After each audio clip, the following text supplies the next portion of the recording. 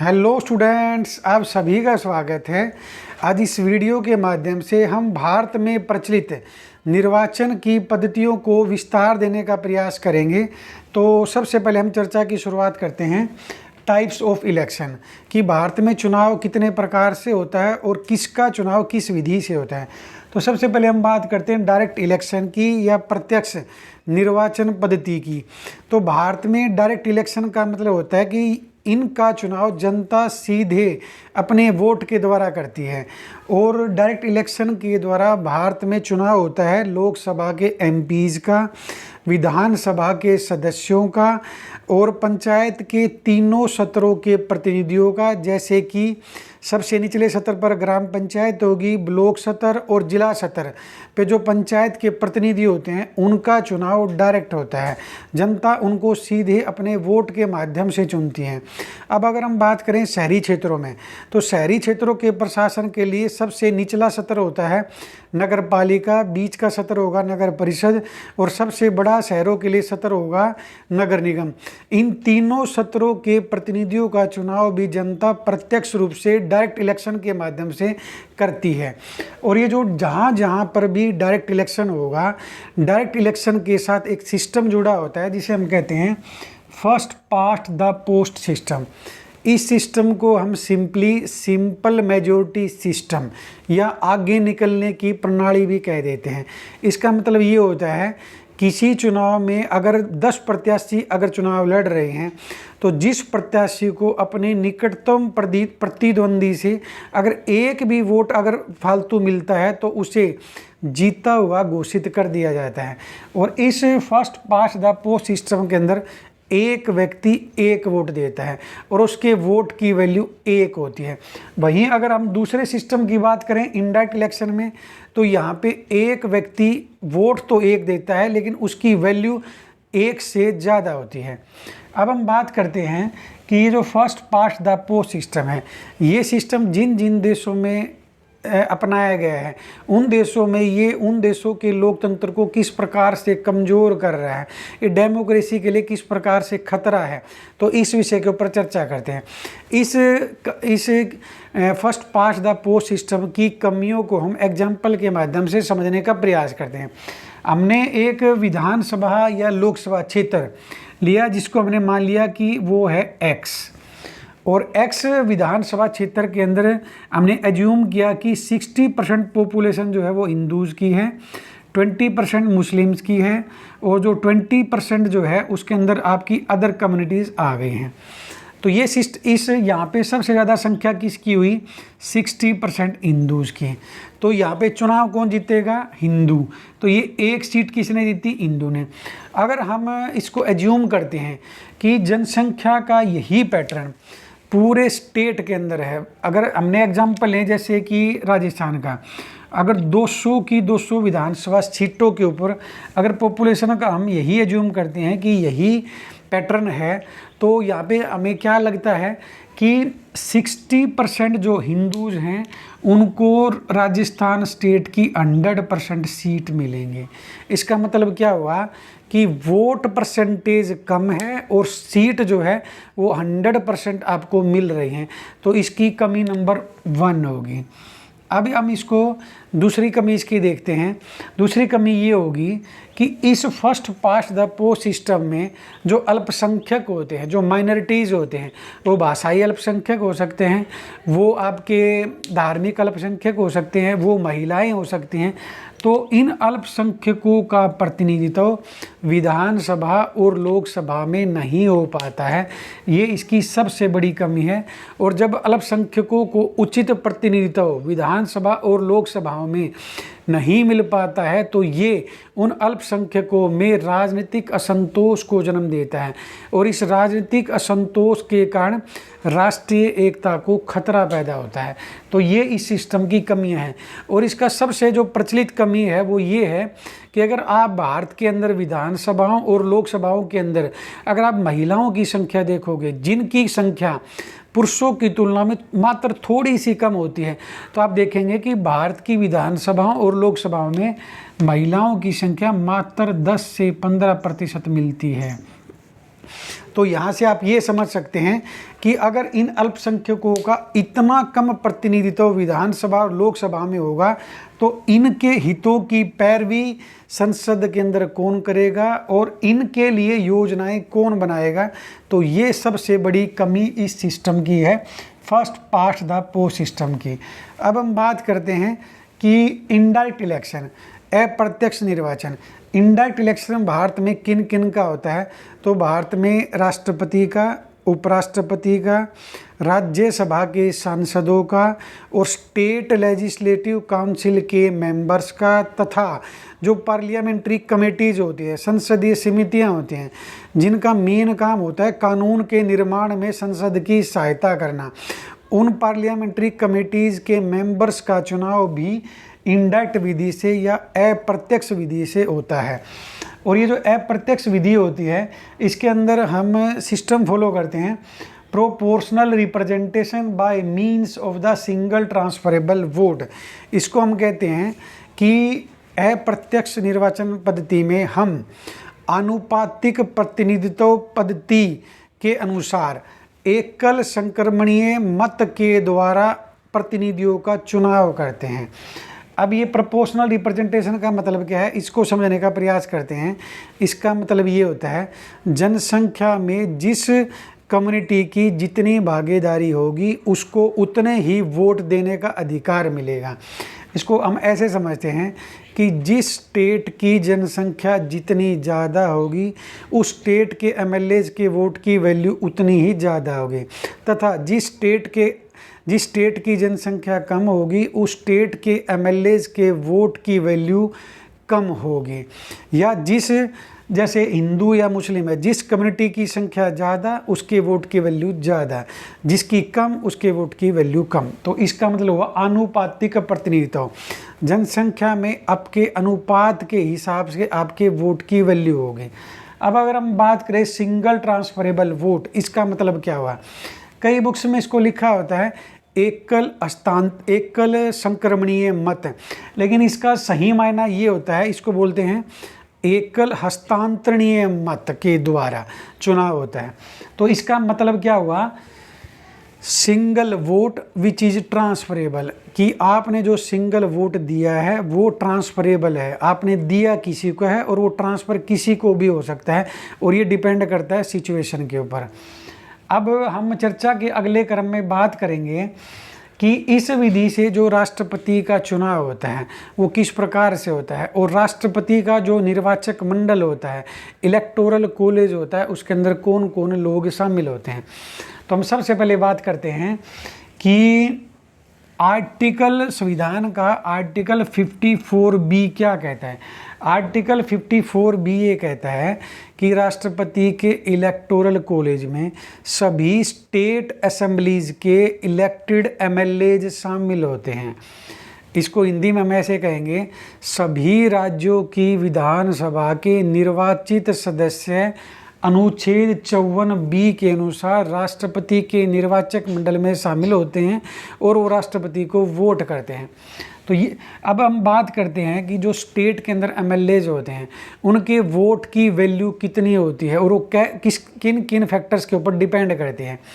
तो किसी स्टेट के एमएलए की वैल्यू निकालने के लिए हम सबसे पहले लेते हैं उस स्टेट की टोटल पॉपुलेशन डिवाइडेड बाय उस स्टेट असेंबलीज में एमएलएज की संख्या कितनी है, तो divided by the total number of MLAs in that state assembly multiplied by 1/1000। तो इससे क्या आ जाएगा, उस स्टेट के एक एमएलए के वोट की वैल्यू। इसको हम एक एग्जांपल से ऐसे समझेंगे। हमने राजस्थान की जनसंख्या ली 8 करोड़ और हमने जूम किया कि राजस्थान की जो विधानसभा है वहाँ पे एमएलए की संख्या 200 है। इसको मल्टीप्लाई किया 1/1000। 3 0 से 3 0 कट गए हैं, 2 से 2 कट गए, आपका बच गया 800। इसको 2 से काटेंगे तो आएगा 400। इसका मतलब क्या हुआ, राजस्थान के अंदर एक एमएलए के वोट की वैल्यू होगी आपकी 400 और टोटल एमएलए कितने 200। तो इसको जब 200 से मल्टीप्लाई करेंगे तो वो आपके राजस्थान के सभी एमएलए के वोट की वैल्यू आ जाएगी। अब हम बात करते हैं कि आर्टिकल 54A क्या कहता है? आर्टिकल 54 ये कहता है कि राष्ट्रपति के निर्वाचक मंडल में संसद के दोनों सदनों के इलेक्टेड मेंबर्स भी शामिल होते हैं। इसका मतलब ये हुआ कि लोकसभा और राज्यसभा के निर्वाचित सदस्य राष्ट्रपति को वोट करते हैं। अब हम बात करते हैं कि राष्ट्रपति के चुनाव में जो ये एमपीज वोट करते हैं, इनके वोट की वैल्यू कितनी होगी। तो सबसे पहले हम इस चर्चा को शुरू करने से पहले ये बताएंगे कि जो एमएलएज होते हैं उनके वोट की वैल्यू डिपेंड की उस स्टेट की जनसंख्या पर। तो यहाँ से तो लोगों के अंदर असंतोष पैदा हुआ कि यूपी के एमएलए के वोट की वैल्यू तो बहुत ज़्यादा होगी क्योंकि यूपी की जनसंख्या बहुत ज़्यादा है। वहीं अगर हम बात करें गोवा या सिक्किम की तो वहाँ की जनसंख्या तो बहुत कम है, तो वहाँ के एमएलए के वोट की वैल्यू बहुत कम होगी। तो संविधान निर्माताओं ने इस असंतोष को दूर करने के लिए एमपीज के स्तर पर सभी की वोट की वैल्यू को समान कर दिया, और समान करने के लिए एक फार्मूला दिया जिसे हम जो इस प्रकार से होगा कि total number of votes assign to MLAs, कि जितने भी एमएलएज हैं उनके वोट की value divided by total strength of elected MPs of both houses of the parliament. इसको ऐसे कहेंगे कि संसद के दोनों सदनों के निर्वाचित सदस्यों की कुल संख्या से जब हम डिवाइड कर देंगे तो आपकी आएगी एक एमपी के वोट की वैल्यू। तो जब ये जो वैल्यू आएगी वो चाहे वो एमपी सिक्किम का हो चाहे वो एमपी यूपी का हो, तो दोनों के वोट की वैल्यू राष्ट्रपति के चुनाव में बराबर होगी। और ये बराबरी का प्रोविज़न संविधान में इसलिए किया गया ताकि इस गैर बराबरी के असंतोष को कम किया जा सके। तो ये हमने देखा कि 54A और 54B बताता है कि राष्ट्रपति के चुनाव में वोट कौन करेगा, और आर्टिकल 55(3) ये बताता है कि राष्ट्रपति का चुनाव भारत में proportional representation by means of the single transferable vote के द्वारा होगा। अब हम पिछले वीडियो में हमने कहा था कि भारत में राष्ट्रपति के चुनाव के लिए हमने फॉलो करना होता है कोटा सिस्टम। अब ये कोटा सिस्टम क्या होता है तो इसकी बात करते हैं हम। कोटा, इसको एक फार्मूले के माध्यम से समझते हैं, जो ये होगा Q = V/S + 1+1। यहाँ पे Q का मतलब है कोटा, कोटा का मतलब है कि वो निर्धारित संख्या जो राष्ट्रपति को जीतने के लिए आवश्यक है, और V का मतलब है मतों की संख्या या मतों का कुल मूल्य डिवाइडेड बाय S का मतलब है नंबर ऑफ सीट्स, और राष्ट्रपति के चुनाव में नंबर ऑफ सीट्स होती है 1, क्योंकि देश के अंदर राष्ट्रपति चुना जाता है 1। हमने एज्यूम किया कि राष्ट्रपति के चुनाव में वोटर्स हैं 10,000, इनके वोट की वैल्यू बाद में निकल जाती है, और वैकेंसी है 1 +1 +1, तो ये आपका आ जाएगा 10,000 को 2 से डिवाइड करेंगे 5,000 +1। इसका मतलब ये हुआ कि अगर किसी व्यक्ति को राष्ट्रपति का चुनाव जीतना है तो उसको आधे से ज़्यादा वोट प्राप्त करने होंगे। अगर वही बात अगर हम first past the post system में करें तो इसको आप ऐसे समझें एक एग्जांपल के माध्यम से कि मान लिया 100% लोग हैं, चुनाव के दिन वोटिंग की 60% लोगों ने, और चुनाव लड़ रहे हैं 10 प्रत्याशी 10 कैंडिडेट्स। मान लिया एक कैंडिडेट को वोट मिले 10%, बच गए जो 9 कैंडिडेट्स जो बच गए हैं, ये जो 50% वोट्स जो बच गए हैं तो ये इन 9 कैंडिडेट्स के अंदर बट जाएंगे। तो यहाँ पे आपने क्या देखा कि ये जो एक कैंडिडेट है जिसको केवल 10% वोट मिले हैं वो आपका प्रतिनिधि होगा या वो व्यक्ति चुनाव जीत जाएगा। तो फर्स्ट पास्ट पोस्ट सिस्टम में क्या हो रहा है कि अगर कोई व्यक्ति मात्र 10% वोट भी प्राप्त कर लेता है, और एक रोचक बात और है यहाँ पे कि अगर चाहे उसकी जमानत राशि भी जब्त हो जाए तो भी वो चुनाव जीत कर आपका प्रतिनिधि होगा। तो यहाँ पे विडंबना क्या है कि ये व्यक्ति केवल 10% जनसंख्या का रिप्रेजेंटेशन कर रहा है, प्रतिनिधित्व कर रहा है। अब बात ये है कि ये 90% जनता तो इसके खिलाफ थी।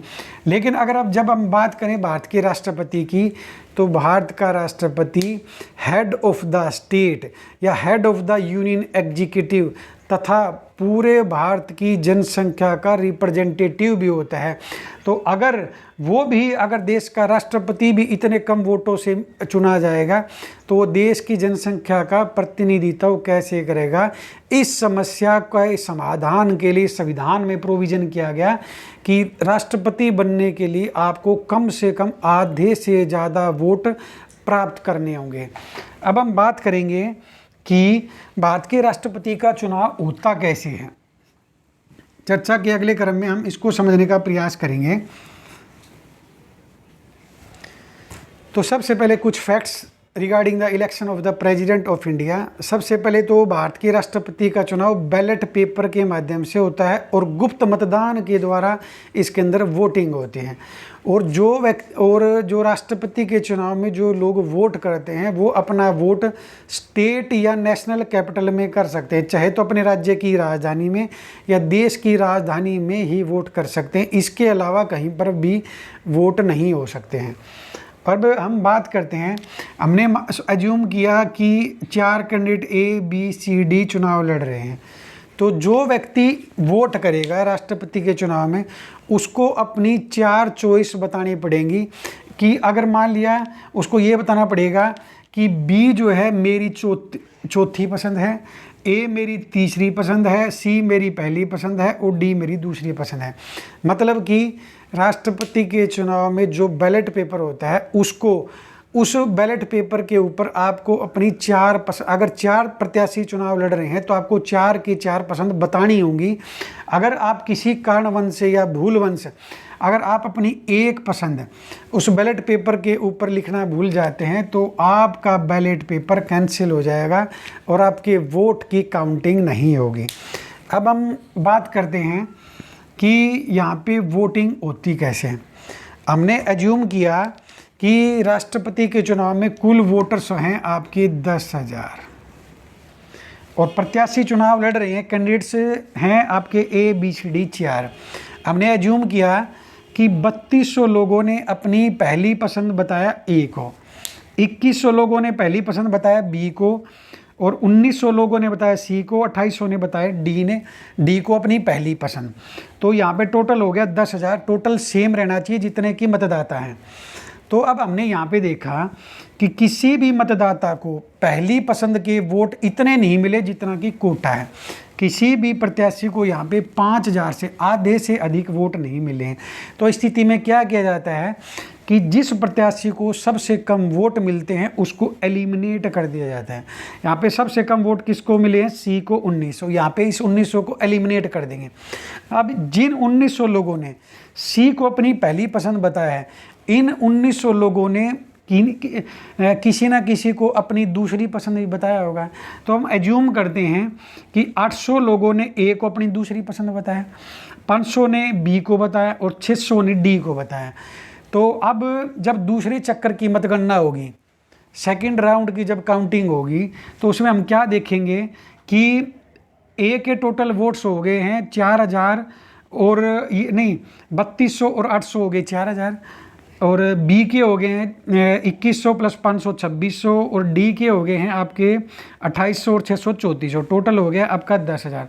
अब हम यहाँ पे देखते हैं कि अब भी जो कोटा की जो संख्या निर्धारित करेगी वहाँ तक कोई भी कैंडिडेट नहीं पहुँचा है। तो अब हम इनमें से जिसको सबसे कम वोट मिले हैं उसको एलिमिनेट कर देंगे और सबसे कम वोट मिले हैं B को 2600। अब हम 2600 को एलिमिनेट यहाँ से करेंगे। जब हम देखेंगे, अब हम देखेंगे कि इन 2600 लोगों ने किन को अपनी तीसरी पसंद के वोट दिए हैं। तो हम एज्यूम करते हैं कि इन 2600 में से 1200 लोगों ने कहा है कि A मेरी तीसरी पसंद है और 1400 ने कहा है कि D मेरी तीसरी पसंद है। तो जब हम इनको जोड़ेंगे तो 4,000 और 1200 हो गए आपके 5200, 3400 और 1400 हो गए आपके 4800। जब हम तीसरे चक्कर की मतगणना करेंगे तो हम देखेंगे कि ये जो एक कैंडिडेट है इसको जो कोटा निर्धारित था उससे अधिक वोट मिल गए हैं। तो ये जो A होगा इसे जीता हुआ घोषित जो है वो कर दिया जाएगा। तो इस प्रकार से भारत के राष्ट्रपति का चुनाव होता है कि जब तक किसी भी प्रत्याशी को कोटा की निर्धारित संख्या नहीं प्राप्त होगी तब तक वोट ट्रांसफ़र होते रहेंगे।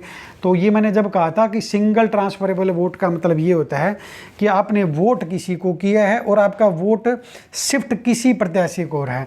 तो ये हमने इसको समझने का प्रयास किया है।